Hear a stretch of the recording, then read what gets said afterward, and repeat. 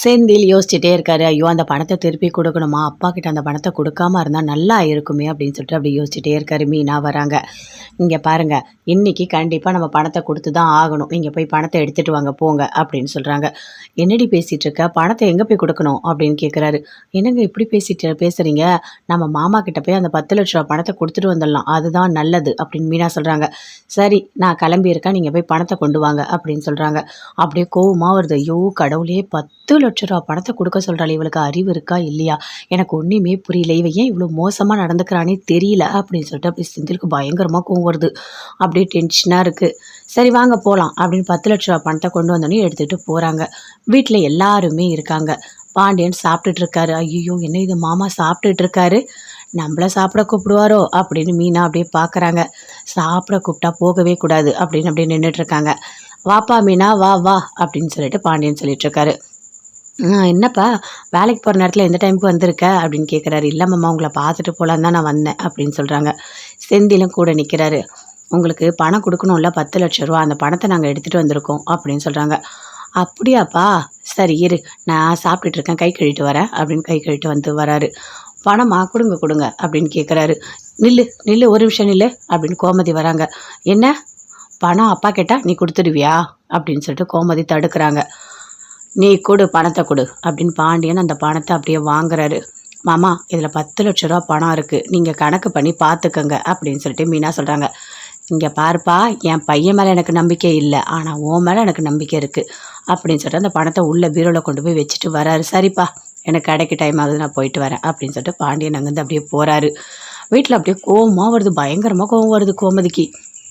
என்னடா இது உங்கள் அப்பா பணம் கேட்டால் கொண்டு வந்த உடனே கொடுத்துருவியா? உனக்கு அறிவு இருக்கா இல்லையா அப்படின்னு கேட்குறாங்க. மா என்னம்மா பண்ண சொல்கிற? இவதாம்மா இதெல்லாம் பண்ணா அப்படின்னு சொல்லிட்டு மீனாவை காட்டுறாரு. எனக்கு ஒரே ஒரு டவுட்டு. நீங்கள் என்ன சொன்னீங்க? ஏதோ முட்டை குழம்பு ஆப்பம் எல்லாம் இருக்குன்னு சொன்னீங்கல்ல. ஐயோ அப்படின்னு சொல்லிட்டு திறந்து பார்க்குறாங்க. முட்டை குழம்பு ஆப்பம் இருக்குது. எல்லாருமே அப்படியே பார்க்குறாங்க. கதிர் ராஜி அப்பத்தா எல்லாருமே பார்க்குறாங்க.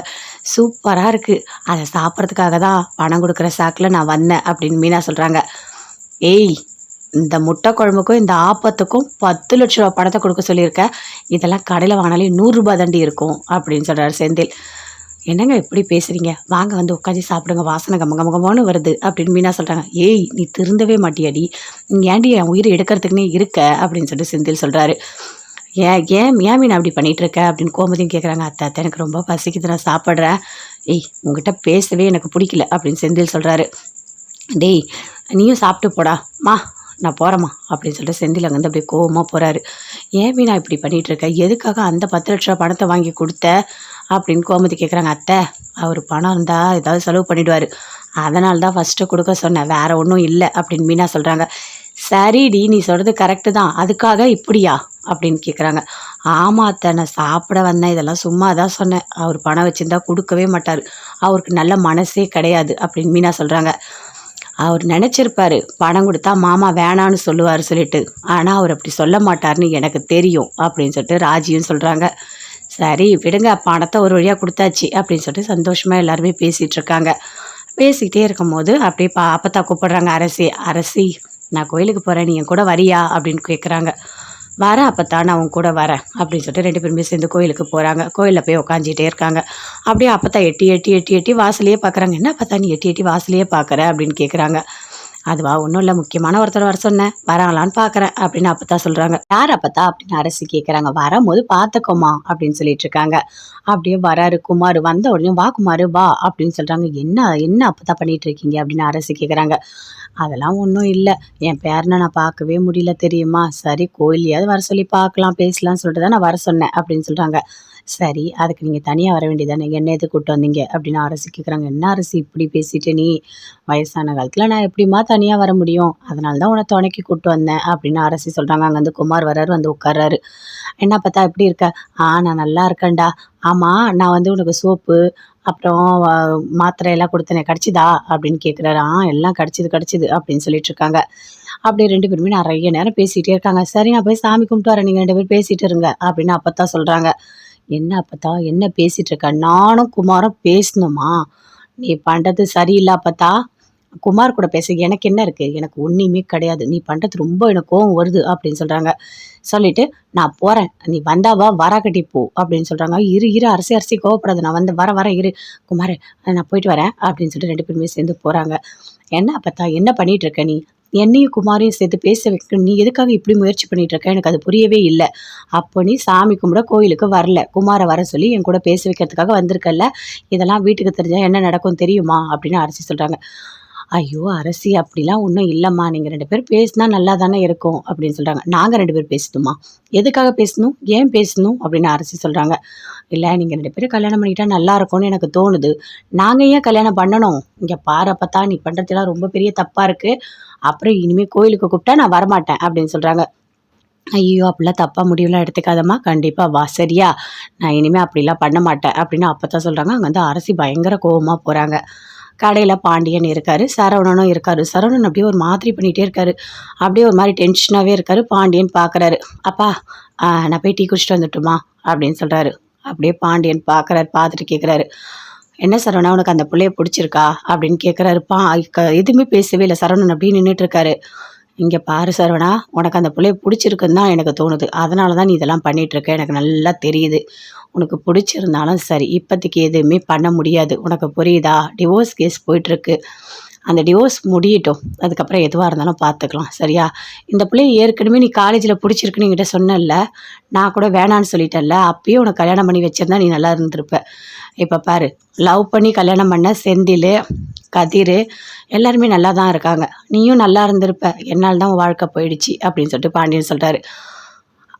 அதெல்லாம் ஒன்றும் இல்லைப்பா, இங்கே பாரு, உனக்கு அந்த பிள்ளைய பிடிச்சிருக்குன்ற விஷயம் எனக்கு நல்லா தெரியுது, நீ ஓடுறது, நீ கோயிலில் போய் பார்க்குறது எல்லாமே நல்லா இருக்குது, ஆனால் நீ தொடர்ந்து கோயிலில் போய் பார்த்துட்டே இருந்தால் எல்லாரும் அங்கே வராங்க போகிறாங்க, கண்டிப்பாக தப்பாக தான் நினைப்பாங்க, புரியுதா அப்படின்னு பாண்டியன் சொல்கிறாரு. அப்பா அதெல்லாம் ஒன்றும் இல்லைப்பா, சரி நீ சொல்கிறது எனக்கு தெரியுது, ஆனால் கொஞ்சம் பொறுமையாக இரு, அது வரைக்கும் நீ போய் கோயிலில் பார்க்குறது அங்கே பேசுகிறது இதெல்லாம் இருக்கக்கூடாது சரியா.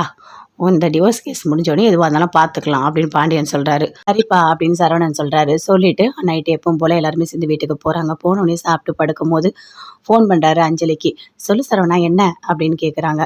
இங்கே பாரு அஞ்சலி, இனிமேல் நம்ம வந்து அதிகமாக பார்த்து பேச முடியாது அப்படின்னு சொல்கிறாரு. ஏன் சரவணா திடீர்னு இப்படி ஒரு முடிவு எடுத்திருக்க அப்படின்னு கேட்குறாங்க. இல்லை நம்ம விஷயம் அப்பாவுக்கு தெரிஞ்சிடுச்சு, நீயும் நானும் சேர்ந்து கோயிலில் பேசிகிட்டு இருந்ததை அப்பா பார்த்துட்டாரு, நான் உங்ககிட்ட சொன்னேன்ல, அவர் என்கிட்ட கேட்டார், நீங்கள் வந்து அதிகமாக பேசாதீங்க, இது நல்லதில்லை, எல்லாரும் பார்த்தா தப்பாக நினைப்பாங்க அப்படின்னு சொன்னார், அதனால தான் அப்பா சொன்னால் நான் கேட்பேன், உனக்கு தெரியும்ல அப்படின்னு சரவணன் சொல்கிறாரு. சரி சரவணா, நீ என்ன சொன்னாலும் நான் கேட்டுக்கிறேன், ஒன்றும் பிரச்சனை இல்லை, உன்னை பார்க்கக்கூடாது அவ்வளோதானே. சரி சரவணா அப்படின்னு சொல்கிறாங்க. எப்பயாச்சும் ஒரு வாட்டி நான் ஃபோனில் பேசுகிறேன், ஃபோனில் நான் எப்போவுமே பேசுவேன், ஆனால் நேரில் மட்டும் பார்த்து பேச முடியாது அடிக்கடிக்கு அப்படின்னு சொல்கிறாரு. சரி சரவணா பரவாயில்ல, ஃபோனில் பேசினா கூட எனக்கு போதும் அப்படின்னு சொல்லிட்டு அஞ்சலி அப்படியே ஃபோனை வைக்கிறாங்க. அஞ்சலி ரொம்ப வருத்தப்படுறாங்க. சரவணனை நேரில் இனிமேல் பார்க்கவே முடியாதா, அவங்க அப்பா ஏன் இப்படி பண்ணுறாரு தெரியலையே, ஆனால் சரவணனை பார்த்து பேசினா தானே மனசுக்கு கொஞ்சம் சந்தோஷமாக இருக்குது அப்படின்னு சொல்லிட்டு அஞ்சலி ரொம்ப ஃபீல் பண்ணுறாங்க. சரவணனும் ஃபீல் பண்ணுறாரு. அஞ்சலியை பார்க்காம நான் எப்படி இருக்க போகிறேனே தெரியலையே, அப்பா வேறு இப்படி சொல்லிட்டாரு, சரி பார்க்காம இருக்கிறது தான் நல்லது, ஃபோனில் மட்டும் பேசிக்கலாம் அப்படின்னு சொல்லிட்டு அவரு ஒரு பக்கம் யோசிக்கிறாரு. செந்தில் வராரு. எப்பவும் போல் மீனா வீட்டில் இருக்காங்க. அப்படியே கோவமாக டென்ஷனாக வந்து உட்காந்துட்ருக்காரு. அப்படியே மீனா பார்க்குறாங்க. ஐயோ இவர் ரொம்ப டென்ஷனாக இருக்கார் போல இருக்கே, இவர்கிட்ட நம்ம இப்போ எதுவுமே பேச முடியாது, பேசுனா அவ்வளோதான் அப்படின்னு சொல்லிட்டு அப்படியே பார்க்குறாங்க. அப்படியே கிட்ட வராங்க. என்னங்க ரொம்ப டென்ஷனாக இருக்கார மாதிரி இருக்குது அப்படின்னு சொல்லிட்டு. நானா ரொம்ப கூலாக இருக்கேன், ரொம்ப சந்தோஷமாக இருக்கேன் அப்படின்னு சொல்கிறாரு. என்னங்க என்னங்க அப்படின்னு கேட்குறாங்க. அதான் 10 லட்ச ரூபா பணத்தை அப்பா கிட்ட கொடுக்க சொல்லிட்டேன்ல, 1 லட்சம் 2 லட்சம் இல்லை, 10 லட்ச ரூபா பணத்தை நான் கொடுத்துட்டு வந்திருக்கேன், புரியுதா அப்படின்னு சொல்கிறாரு. என்னங்க இதில் என்னங்க இருக்குது, அவருக்கு கொடுக்க வேண்டிய பணம் கொடுத்துருக்கீங்க அவ்வளோதான், நீங்கள் இதுக்கு எதுக்கு இவ்வளோ டென்ஷன் ஆகுறீங்க, எனக்கு புரியவே இல்லை அப்படின்னு மீனா சொல்கிறாங்க. ஆமாம் நீ உனக்கு என்ன பிரச்சனை, உனக்கு ஒன்றுமே கிடையாதுல்ல, 10 லட்ச ரூபா சும்மாவா என்ன அப்படின்னு சொல்கிறாரு. இங்கே பாருங்கள், முதல்ல மரியாதையை காப்பாற்றணும், அவரே கேட்டு அசிங்கப்படுறத விட நாமளே கொடுக்கறது நல்லது அப்படின்னு மீனா சொல்கிறாங்க. இங்கே பாரு, நீ என்கிட்ட எதுவுமே பேசாத, நான் ரொம்ப கோவத்தில் இருக்கேன் அப்படின்னு சொல்லிட்டு சரவணன் பயங்கர டென்ஷனாக போகிறாரு. அங்கே வந்து கோமதி ஃபோன் பண்ணுறாங்க. என்ன மீனா, அவன் வந்துட்டானா, ஏதாவது சண்டை கண்டை போட்டானா அப்படின்னு கேட்குறாங்க. அதை ஏன் அத்தை கேட்குறீங்க? இதெல்லாம் ஒரு பிரச்சனையா என்ன? அவர் இன்னைக்கு கோச்சிப்பார், நாளைக்கு பேசுவார். நான் அதெல்லாம் பெருசாக எடுத்துக்கிறதே இல்லை அத்தை அப்படின்னு மீனா சொல்கிறாங்க கோமதி கிட்ட. சரி பார்த்துக்கோ, எதுவாக இருந்தாலும் சரியா, அவனுக்கு வேற கோவம் அதிகமாக வரும் அப்படின்னு சொல்கிறாங்க. விடுங்க அத்தை பார்த்துக்கலாம், நான் பார்த்துக்கிறேன், நீங்கள் கவலைப்படாதீங்க. அம்மா என்ன என்ன என்ன நைட்டுக்கு டின்னர் பண்ணியிருக்கீங்க அப்படின்னு கேட்குறாங்க. அதுவாடி நான் இது பண்ணியிருக்கேன் அப்படின்னு சொல்கிறாங்க. ஐயோ அப்படியா அத்தை, வாய்க்கு ரொம்ப டேஸ்ட்டாக தான் இருக்கும், ஆனால் என்னால் தான் சாப்பிட முடியல அப்படின்னு மீனா சொல்கிறாங்க. ஏய் நீ ஏண்டி எப்போ பார்த்தாலும் சாப்பாடு சாப்பாடுன்னு அதையே நினச்சிட்ருக்க அப்படின்னு கோமதி கேட்குறாங்க. அத்தை என்ன அத்தை இப்படி பேசுகிறீங்க? நீங்கள் காலைல கொடுத்த அந்த முட்டை குழம்பு, ஆப்பம் எல்லாமே ஐயோ ஐயோ ஐயோ என்ன டேஸ்ட்டாக இருந்தது தெரியுமா? அது மட்டும் இல்லை, நான் சாப்பாட்டை ரசித்து சாப்பிடுவேன் அத்தை. நீங்கள் ஏதாவது சாப்பாடு செய்யும்போது நான் இன்றைக்கி என்ன பண்ணுவீங்க, நாளைக்கு என்ன பண்ணுவீங்க எல்லாமே யோசித்து பார்ப்பேன் தெரியுமா? என்னால் சாப்பிட முடியலன்னு ரொம்ப வருத்தமாக இருக்கும். ஒரு ஒரு நாள் நான் வந்துடுவேன் அப்படின்னு மீனா சொல்கிறாங்க. சரிடி, உனக்கு என்ன பிடிக்குமோ அதை நான் நாளை காலைல செஞ்சு தரேன் சரியா அப்படின்னு ஃபோனை கட் பண்ணுறாங்க. அரசி அப்படியே டென்ஷனாக வராங்க, பயங்கர கோவமாக வந்து உட்காந்துட்ருக்காங்க. அப்பத்தாவும் வராங்க. கோமதி அப்படியே பார்க்குறாங்க. என்ன அரசி ரொம்ப கோவமாக இருக்க மாதிரி இருக்குது, என்ன ஏதாவது பிரச்சனையா என்ன அப்படின்னு கேட்குறாங்க. அதெல்லாம் ஒன்றும் இல்லைம்மா அப்படின்னு சொல்லிட்டு அரசி சொல்கிறாங்க. என்னம்மா ஏன் இப்படி இருக்கா அரசி, எனக்கு ஒன்றுமே புரியலையே அப்படின்னு கோமதி கேட்குறாங்க. ஒன்றும் இல்லைம்மா, நான் வந்து கோயிலை சுற்ற முடியல, நீ போய் சுற்றிட்டு வான்னு சொன்னேன், அதுக்கு அவள் அவ்வளோ கோவப்படுறா, என்ன இதுக்காக கூட்டிகிட்டு வந்து கோயிலை சுற்ற விடுறீங்க அப்படின்னு சொல்லிட்டு. இதில் என்னடி இருக்கே, ஒரு கோயிலுக்கு போனால் கோயில் சுற்றினா நல்லது தானே அப்படின்னு கோமதி சொல்கிறாங்க. மா பேசாதம்மா, நீ பேசாத, அப்போ தான் நீயும் பேசாத சரியா, நான் ரொம்ப கோவத்தில் இருக்கேன் அப்படின்னு அரசி ரூம்குள்ளே போகிறாங்க. போயிட்டு உட்காந்து யோசிக்கிறாங்க. இந்த அப்பத்தா எதுக்கு இந்த வேலையை பார்க்குது, கோயிலுக்கு என்னை கூட்டிகிட்டு போகுது, அந்த குமாரை வர சொல்லுது, என்னையும் குமாரையும் சேர்த்து பேச வைக்குது, இது நல்லா இருக்கா அப்படின்னு சொல்லிட்டு பயங்கரமாக கோவப்படுறாங்க. கோவப்பட்டுட்டு அப்படியே உட்காந்துட்ருக்காங்க. குமார் மனசில் நினைக்கிறாரு, எப்படியாவது அரசியை கல்யாணம் பண்ணிடணும், அப்பத்தாவில் மட்டும்தான் இந்த கல்யாணத்தை நடத்தி வைக்க முடியும். அரசி நீ தாண்டி என் பொண்டாட்டி, யார் நினச்சாலும் அதை மாற்ற முடியாது, சீக்கிரமாகவே உங்கள் கழுத்தில் நான் தாலி கட்டி நான் வீட்டுக்கு கூட்டிகிட்டு போவேன் அப்படின்னு சொல்லிட்டு குமார் ரொம்ப சந்தோஷமாக இருக்கார். அப்பத்தா மனசுலேயே நினைக்கிறாங்க, ஐயோ அரசி வெளியே உண்மையை சொல்லாமல் இருக்கணுமே, என்னை போட்டு கொடுத்துட போகிறா, அவ்வளோதான், அப்புறம் நான் இங்கே இருக்கவே முடியாது அப்படின்னு அப்பத்தான் மனசுலேயே நினச்சிட்ருக்காங்க. குமாரை எப்படியாவது அரசிக்கு கல்யாணம் பண்ணி வச்சிடணும், 2 பேரோட வாழ்க்கை நல்லா இருக்கணும். ஏன்னா கடவுள் அப்படி தான் முடிவெடுத்திருக்காரு. அப்படி இல்லைன்னா குமார் வந்து இவ்வளோ வருத்தப்பட்டு இவ்வளோ நல்லவனாக மாற வாய்ப்பே இல்லை. அவன் முழுசாக நல்லவனாக மாறிட்டான். எப்படியாவது அரசி மனசை கொஞ்சம் கொஞ்சமாக மாற்றி நம்ம குமாருக்கு கல்யாணம் பண்ணி வைக்கணும், பேரன் பேத்தி 2 பேரை சேர்த்து வைக்கணும், இதுதான் நமக்கு வேலை அப்படி செந்தில் யோசிச்சுட்டே இருக்காரு. ஐயோ அந்த பணத்தை திருப்பி கொடுக்கணுமா, அப்பா கிட்ட அந்த பணத்தை கொடுக்காம இருந்தால் நல்லா இருக்குமே அப்படின்னு சொல்லிட்டு அப்படி யோசிச்சுட்டே இருக்காரு. மீனா வராங்க. இங்கே பாருங்க, இன்னைக்கு கண்டிப்பாக நம்ம பணத்தை கொடுத்து தான் ஆகணும், நீங்கள் போய் பணத்தை எடுத்துகிட்டு வாங்க போங்க அப்படின்னு சொல்கிறாங்க. என்னடி பேசிகிட்டு இருக்க, பணத்தை எங்கே போய் கொடுக்கணும் அப்படின்னு கேட்குறாரு. என்னங்க இப்படி பேசுகிறீங்க, நம்ம மாமா கிட்ட போய் அந்த 10 லட்ச ரூபா பணத்தை கொடுத்துட்டு வந்துடலாம், அதுதான் நல்லது அப்படின்னு மீனா சொல்கிறாங்க. சரி நான் கிளம்பியிருக்கேன், நீங்கள் போய் பணத்தை கொண்டு வாங்க அப்படின்னு சொல்கிறாங்க. அப்படியே கோவமாக வருது. ஐயோ கடவுளே, 10 லட்ச ரூபா பணத்தை கொடுக்க சொல்கிறாள், இவளுக்கு அறிவு இருக்கா இல்லையா, எனக்கு ஒன்றுமே புரியல, இவ ஏன் இவ்வளோ மோசமாக நடந்துக்கிறானே தெரியல அப்படின்னு சொல்லிட்டு அப்படி செந்திலுக்கு பயங்கரமாக கோவம் வருது. அப்படியே டென்ஷனாக இருக்குது. சரி வாங்க போகலாம் அப்படின்னு 10 லட்ச ரூபா பணத்தை கொண்டு வந்தோடனே எடுத்துகிட்டு போகிறாங்க. வீட்டில் எல்லாருமே இருக்காங்க. பாண்டியன் சாப்பிட்டுட்டு இருக்காரு. ஐயோ என்ன இது மாமா சாப்பிட்டுட்டு இருக்காரு, நம்மள சாப்பிட கூப்பிடுவாரோ அப்படின்னு மீனா அப்படியே பார்க்குறாங்க. சாப்பிட கூப்பிட்டா போகவே கூடாது அப்படின்னு அப்படியே நின்றுட்டுருக்காங்க. வாப்பா மீனா வா வா அப்படின்னு சொல்லிட்டு பாண்டியன் சொல்லிட்டுருக்காரு. என்னப்பா வேலைக்கு போகிற நேரத்தில் எந்த டைமுக்கு வந்திருக்க அப்படின்னு கேட்குறாரு. இல்லை மாமா உங்களை பார்த்துட்டு போகலான்னு தான் நான் வந்தேன் அப்படின்னு சொல்கிறாங்க. செந்திலும் கூட நிற்கிறாரு. உங்களுக்கு பணம் கொடுக்கணும்ல 10 லட்ச ரூபா, அந்த பணத்தை நாங்கள் எடுத்துகிட்டு வந்திருக்கோம் அப்படின்னு சொல்கிறாங்க. அப்படியாப்பா, சரி இரு நான் சாப்பிட்டுட்டு இருக்கேன், கை கழுவிட்டு வரேன் அப்படின்னு கை கழுவிட்டு வந்து வராரு. பணமா கொடுங்க அப்படின்னு கேட்குறாரு. நில்லு ஒரு நிமிஷம் நில்லு அப்படின்னு கோமதி வராங்க. என்ன பணம் அப்பா கேட்டால் நீ கொடுத்துடுவியா அப்படின்னு சொல்லிட்டு கோமதி தடுக்கிறாங்க. நீ கொடு பணத்தை கொடு அப்படின்னு பாண்டியன் அந்த பணத்தை அப்படியே வாங்குறாரு. மாமா இதில் 10 லட்ச ரூபா பணம் இருக்குது, நீங்கள் கணக்கு பண்ணி பார்த்துக்கங்க அப்படின்னு சொல்லிட்டு மீனா சொல்கிறாங்க. இங்கே பாருப்பா, என் பையன் மேலே எனக்கு நம்பிக்கை இல்லை, ஆனால் உன் மேலே எனக்கு நம்பிக்கை இருக்குது அப்படின்னு சொல்லிட்டு அந்த பணத்தை உள்ள பீரோவில் கொண்டு போய் வச்சுட்டு வராரு. சரிப்பா எனக்கு கடைக்கு டைம் ஆகுது, நான் போயிட்டு வரேன் அப்படின்னு சொல்லிட்டு பாண்டியன் அங்கேருந்து அப்படியே போகிறாரு. வீட்டில் அப்படியே கோவமாக வருது, பயங்கரமாக கோவம் வருது கோமதிக்கு. என்னடா இது, உங்கள் அப்பா பணம் கேட்டால் கொண்டு வந்த உடனே கொடுத்துருவியா, உனக்கு அறிவு இருக்கா இல்லையா அப்படின்னு கேட்குறாங்க. மா என்னம்மா பண்ண சொல்கிற, இவதாம்மா இதெல்லாம் பண்ணா அப்படின்னு சொல்லிட்டு மீனாவை காட்டுறாரு. எனக்கு ஒரே ஒரு டவுட்டு. நீங்கள் என்ன சொன்னீங்க? ஏதோ முட்டை குழம்பு, ஆப்பம் எல்லாம் இருக்குன்னு சொன்னீங்கல்ல? ஐயோ! அப்படின்னு சொல்லிட்டு திறந்து பார்க்குறாங்க. முட்டை குழம்பு, ஆப்பம் இருக்குது. எல்லாருமே அப்படியே பார்க்குறாங்க. கதிர், ராஜி, அப்பத்தா எல்லாருமே பார்க்குறாங்க. சூப்பராக இருக்குது. அதை சாப்பிட்றதுக்காக தான் பணம் கொடுக்குற சாக்கில் நான் வந்தேன் அப்படின்னு மீனா சொல்கிறாங்க. ஏய், இந்த முட்டை குழம்புக்கும் இந்த ஆப்பத்துக்கும் 10,00,000 ரூபா பணத்தை கொடுக்க சொல்லியிருக்க. இதெல்லாம் கடையில் வாங்கினாலே ₹100 தாண்டி இருக்கும் அப்படின்னு சொல்கிறாரு செந்தில். என்னங்க இப்படி பேசுறீங்க? வாங்க வந்து உட்காந்து சாப்பிடுங்க. வாசனை கமகமகமான்னு வருது அப்படின்னு மீனா சொல்கிறாங்க. ஏய், நீ திருந்தவே மாட்டியாடி? நீ ஏன்டி என் உயிரை எடுக்கிறதுக்குன்னே இருக்க அப்படின்னு சொல்லிட்டு செந்தில் சொல்கிறாரு. ஏன் ஏன் ஏன் மீனா அப்படி பண்ணிட்டு இருக்க அப்படின்னு கோமதியும் கேட்குறாங்க. அத்தை எனக்கு ரொம்ப பசிக்குது, நான் சாப்பிட்றேன். ஏய், உங்ககிட்ட பேசவே எனக்கு பிடிக்கல அப்படின்னு செந்தில் சொல்கிறாரு. டேய், நீயும் சாப்பிட்டு போடா மா, நான் போகிறேம்மா அப்படின்னு சொல்லிட்டு செந்தில் அங்கேருந்து அப்படியே கோவமாக போகிறாரு. ஏன் மீனா இப்படி பண்ணிகிட்டு இருக்க? எதுக்காக அந்த 10,00,000 ரூபா பணத்தை வாங்கி கொடுத்த அப்படின்னு கோமதி கேட்குறாங்க. அத்தை, அவர் பணம் இருந்தால் ஏதாவது செலவு பண்ணிவிடுவார், அதனால தான் ஃபஸ்ட்டு கொடுக்க சொன்னேன், வேறு ஒன்றும் இல்லை அப்படின்னு மீனா சொல்கிறாங்க. சரிடி, நீ சொல்கிறது கரெக்டு தான், அதுக்காக இப்படியா அப்படின்னு கேட்குறாங்க. ஆமாம் அத்தை, நான் சாப்பிட வந்தேன், இதெல்லாம் சும்மா தான் சொன்னேன், அவர் பணம் வச்சுருந்தா கொடுக்கவே மாட்டார், அவருக்கு நல்ல மனசே கிடையாது அப்படின்னு மீனா சொல்கிறாங்க. அவர் நினச்சிருப்பாரு பணம் கொடுத்தா மாமா வேணான்னு சொல்லுவார் சொல்லிட்டு, ஆனால் அவர் அப்படி சொல்ல மாட்டார்னு எனக்கு தெரியும் அப்படின்னு சொல்லிட்டு ராஜியும் சொல்கிறாங்க. சரி விடுங்க, பணத்தை ஒரு வழியாக கொடுத்தாச்சு அப்படின்னு சொல்லிட்டு சந்தோஷமாக எல்லாருமே பேசிகிட்டு இருக்காங்க.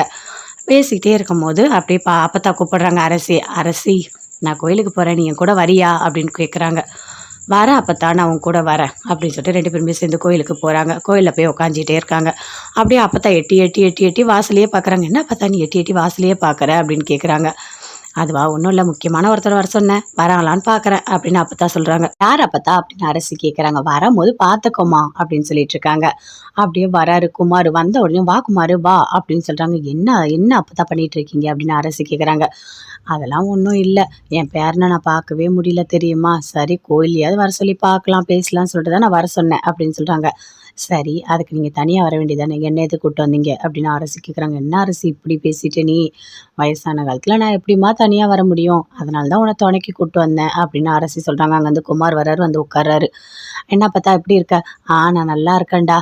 ஆமாம், நான் வந்து உனக்கு சோப்பு அப்புறம் மாத்திரை எல்லாம் கொடுத்தனே, கிடச்சிதா அப்படின்னு கேட்குறாரு. எல்லாம் கிடச்சிது அப்படின்னு சொல்லிட்டு இருக்காங்க. அப்படியே 2 பேருமே நிறைய நேரம் பேசிகிட்டே இருக்காங்க. சரி, நான் போய் சாமி கும்பிட்டு வரேன், நீங்கள் 2 பேரும் பேசிகிட்டு இருங்க அப்படின்னு அப்பத்தான் சொல்கிறாங்க. என்ன அப்பத்தா என்ன பேசிகிட்டு இருக்க? நானும் குமாரும் பேசணுமா? நீ பண்ணுறது சரியில்லை அப்பத்தா. குமார் கூட பேச எனக்கு என்ன இருக்குது? எனக்கு ஒன்றுமே கிடையாது, நீ பண்ணுறது ரொம்ப எனக்கு கோவம் வருது அப்படின்னு சொல்கிறாங்க. சொல்லிவிட்டு நான் போகிறேன், நீ வந்தாவா வராக்கட்டி போ அப்படின்னு சொல்கிறாங்க. இரு அரசி கோவப்படாது, நான் வந்து வர இரு குமார், நான் போயிட்டு வரேன் அப்படின்னு சொல்லிட்டு 2 பேருமே சேர்ந்து போகிறாங்க. என்ன அப்பத்தா என்ன பண்ணிகிட்டு இருக்க நீ? என்னையும் குமாரையும் சேர்த்து பேச வைக்க நீ எதுக்காக இப்படி முயற்சி பண்ணிட்டு இருக்க? எனக்கு அது புரியவே இல்லை. அப்போ நீ சாமி கும்பிட கோயிலுக்கு வரல, குமாரை வர சொல்லி என் கூட பேச வைக்கிறதுக்காக வந்திருக்கல்ல, இதெல்லாம் வீட்டுக்கு தெரிஞ்சால் என்ன நடக்கும் தெரியுமா அப்படின்னு அரசி சொல்கிறாங்க. ஐயோ அரசி, அப்படிலாம் ஒன்றும் இல்லைம்மா, நீங்கள் 2 பேரும் பேசினா நல்லா தானே இருக்கும் அப்படின்னு சொல்கிறாங்க. நாங்கள் 2 பேரும் பேசணுமா? எதுக்காக பேசணும், ஏன் பேசணும் அப்படின்னு அரசி சொல்கிறாங்க. இல்லை, நீங்கள் 2 பேரும் கல்யாணம் பண்ணிக்கிட்டா நல்லா இருக்கும்னு எனக்கு தோணுது, நாங்கள் ஏன் கல்யாணம் பண்ணணும்? இங்கே பாரப்பத்தா, நீ பண்ணுறதுலாம் ரொம்ப பெரிய தப்பாக இருக்குது, அப்புறம் இனிமேல் கோயிலுக்கு கூப்பிட்டா நான் வரமாட்டேன் அப்படின்னு சொல்கிறாங்க. ஐயோ, அப்படிலாம் தப்பாக முடிவுலாம் எடுத்துக்காதம்மா, கண்டிப்பாக வா சரியா, நான் இனிமேல் அப்படிலாம் பண்ண மாட்டேன் அப்படின்னு அப்பத்தான் சொல்கிறாங்க. அங்கே வந்து அரசி பயங்கர கோபமாக போகிறாங்க. கடையில் பாண்டியன் இருக்கார், சரவணனும் இருக்கார். சரவணன் அப்படியே ஒரு மாதிரி பண்ணிகிட்டே இருக்காரு, அப்படியே ஒரு மாதிரி டென்ஷனாகவே இருக்கார். பாண்டியன் பார்க்குறாரு. அப்பா, நான் போய் டீ குடிச்சிட்டு வந்துட்டுமா அப்படின்னு சொல்கிறாரு. அப்படியே பாண்டியன் பார்க்குறாரு, பார்த்துட்டு கேட்குறாரு. என்ன சரவணா, உனக்கு அந்த பிள்ளைய பிடிச்சிருக்கா அப்படின்னு கேட்குறாரு. எதுவுமே பேசவே இல்லை. சரவணன் அப்படியே நின்றுட்டு இருக்காரு. இங்கே பாரு சரவணா, உனக்கு அந்த பிள்ளைய பிடிச்சிருக்குன்னு தான் எனக்கு தோணுது, அதனால தான் நீ இதெல்லாம் பண்ணிகிட்ருக்க, எனக்கு நல்லா தெரியுது. உனக்கு பிடிச்சிருந்தாலும் சரி, இப்போதைக்கு எதுவுமே பண்ண முடியாது, உனக்கு புரியுதா? டிவோர்ஸ் கேஸ் போயிட்டுருக்கு, அந்த டிவோர்ஸ் முடியட்டும், அதுக்கப்புறம் எதுவாக இருந்தாலும் பார்த்துக்கலாம் சரியா? இந்த பிள்ளைய ஏற்கனவே நீ காலேஜில் பிடிச்சிருக்குன்னு என்கிட்ட சொன்னல, நான் கூட வேணான்னு சொல்லிட்டேன்ல, அப்பயே உனக்கு கல்யாணம் பண்ணி வச்சிருந்தா நீ நல்லா இருந்திருப்ப. இப்போ பாரு, லவ் பண்ணி கல்யாணம் பண்ண செந்தில், கதிர் எல்லாருமே நல்லா தான் இருக்காங்க, நீயும் நல்லா இருந்திருப்ப, என்னால் தான் வாழ்க்கை போயிடுச்சு அப்படின்னு சொல்லிட்டு பாண்டியன் சொல்கிறாரு. அதெல்லாம் ஒன்றும் இல்லைப்பா, இங்கே பாரு, உனக்கு அந்த பிள்ளைய பிடிச்சிருக்குன்ற விஷயம் எனக்கு நல்லா தெரியுது. நீ ஓடுறது, நீ கோயிலில் போய் பார்க்குறது எல்லாமே நல்லா இருக்குது, ஆனால் நீ தொடர்ந்து கோயிலில் போய் பார்த்துட்டே இருந்தால் எல்லாரும் அங்கே வராங்க போகிறாங்க, கண்டிப்பாக தப்பாக தான் நினைப்பாங்க, புரியுதா அப்படின்னு பாண்டியன் சொல்கிறாரு. அப்பா, அதெல்லாம் ஒன்றும் இல்லைப்பா. சரி, நீ சொல்கிறது எனக்கு தெரியுது. ஆனால் கொஞ்சம் பொறுமையாக இரு. அது வரைக்கும் நீ போய் கோயிலில் பார்க்கறது, அங்கே பேசுறது இதெல்லாம் இருக்கக்கூடாது. சரியா?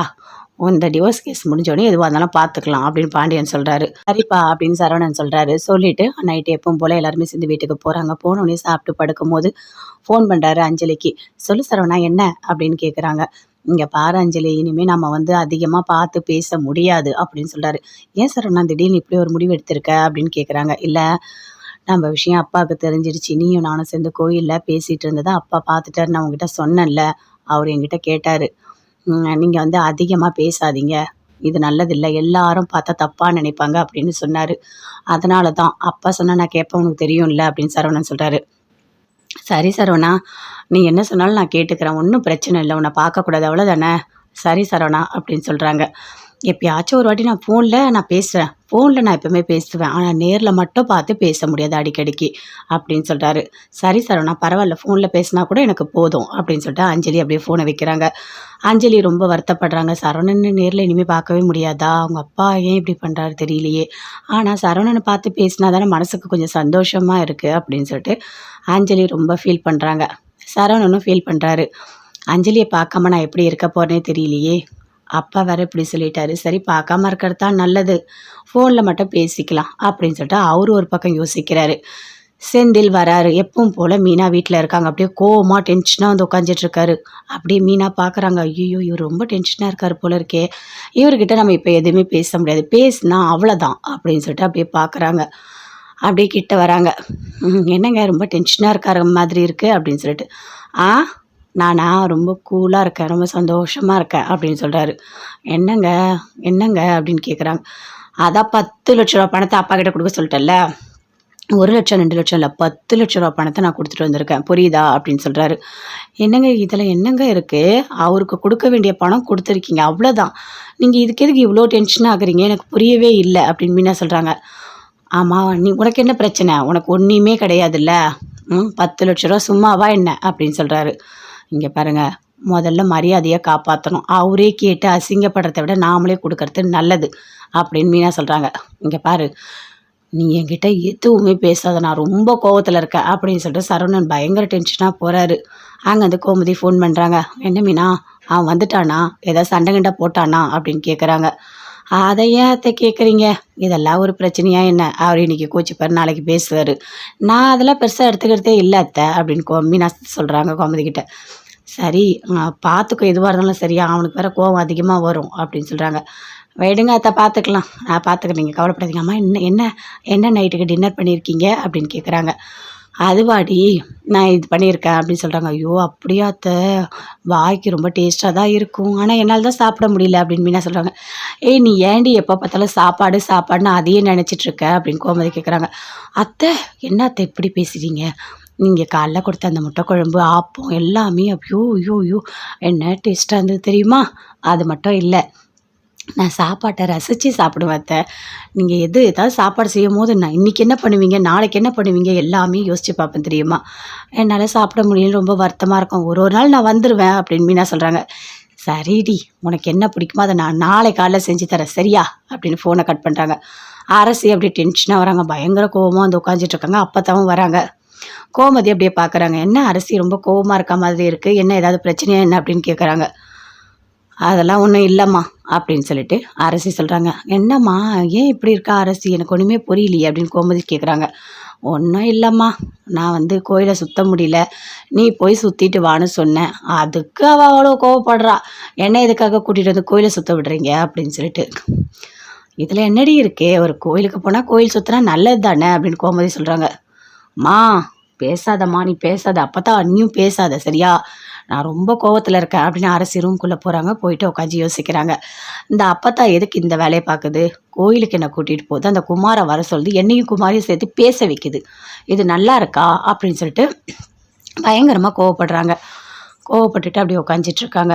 குமார் மனசில் நினைக்கிறாரு, எப்படியாவது அரசியை கல்யாணம் பண்ணிடணும், அப்பத்தாவில் மட்டும்தான் இந்த கல்யாணத்தை நடத்தி வைக்க முடியும், அரசி நீ தாண்டி என் பொண்டாட்டி, யார் நினச்சாலும் அதை மாற்ற முடியாது, சீக்கிரமாகவே உன் கழுத்தில் நான் தாலி கட்டி நான் வீட்டுக்கு கூட்டிகிட்டு போவேன் அப்படின்னு சொல்லிட்டு குமார் ரொம்ப சந்தோஷமாக இருக்கார். அப்பத்தான் மனசுலேயே நினைக்கிறாங்க, ஐயோ அரசி வெளியே உண்மையை சொல்லாமல் இருக்கணுமே, என்னை போட்டு கொடுத்துட போகிறா அவ்வளோதான் அப்புறம் நான் இங்கே இருக்கவே முடியாது அப்படின்னு அப்போ தான் மனசுலேயே நினச்சிட்ருக்காங்க. குமாரை எப்படியாவது அரசிக்கு கல்யாணம் பண்ணி வச்சிடணும், 2 பேரோட வாழ்க்கை நல்லா இருக்கணும். ஏன்னா கடவுள் அப்படி தான் முடிவெடுத்திருக்காரு. அப்படி இல்லைன்னா குமார் இவ்வளோ வருத்தப்பட்டு இவ்வளோ நல்லவனாக மாற வாய்ப்பே இல்லை. அவன் முழுசாக நல்லவனாக மாறிட்டான். எப்படியாவது அரசி மனசை கொஞ்சம் கொஞ்சமாக மாற்றி நம்ம குமாருக்கு கல்யாணம் பண்ணி வைக்கணும். பேரன் பேத்தி 2 பேரை சேர்த்து வைக்கணும். இதுதான் நமக்கு வேலை அப்படின்னு அப்போ தான் யோசிக்கிறேன்.